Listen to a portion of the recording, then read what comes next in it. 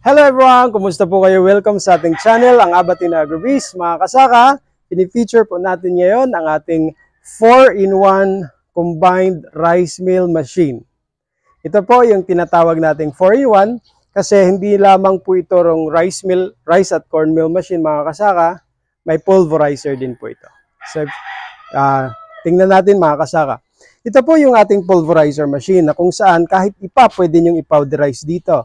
Kung gusto niyo po gumawa ng kung gusto niyo mag-powderize ng mais at iba pang grains, pwede din po dito mga kasaka. Ito po ang ating 4-in-1. Tingnan natin ang pulverizer niya dito. So, claw type po ang gamit natin. Ang screen po nito mga kasaka available sa ating Abatin Shopee page. Shopee shop or sa ating Abatin Facebook page. Ito pong pulverizer screen ay pinapalitan lamang po ito. So depende sa kung gaano kalaki ang gusto ninyong output. Ito po ay nasa 0.8 mm ang screen na gamit dito. Ang pinakamaliit po na screen ay 0.2. Palitan nyo lamang po yan.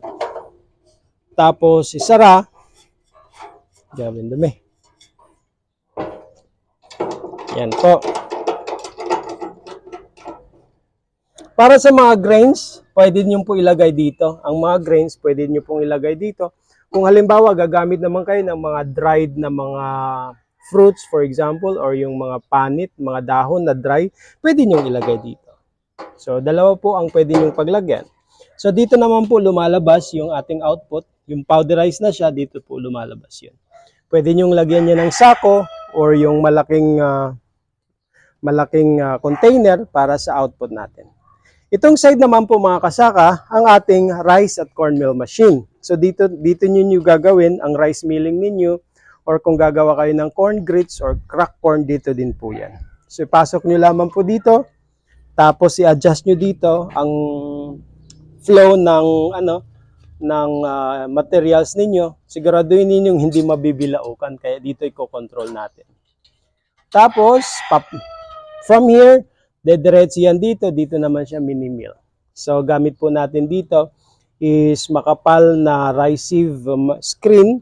Tapos, dito po siya lalabas, mga kasaka.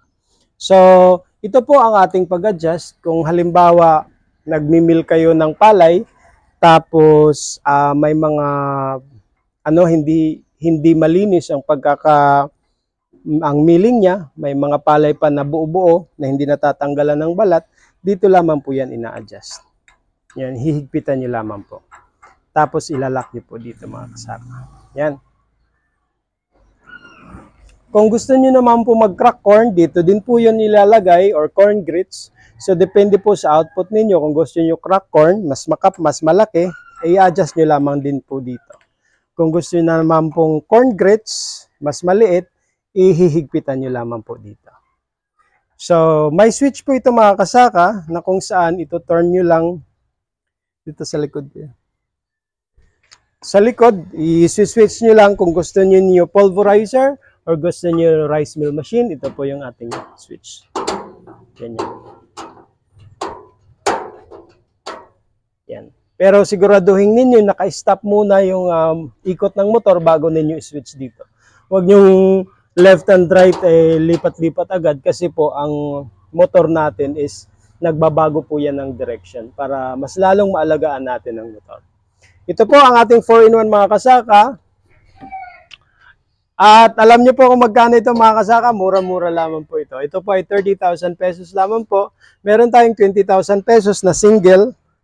At meron din po tayong 45,000 pesos na may pulverizer, stoner at dirt separator. Mas malaki naman po yan. So, comment nyo lamang po sa baba or contact nyo kami sa 0995-534-6454 or pwede nyo kaming ma-message sa aming Facebook page na Abatin Agrobiz.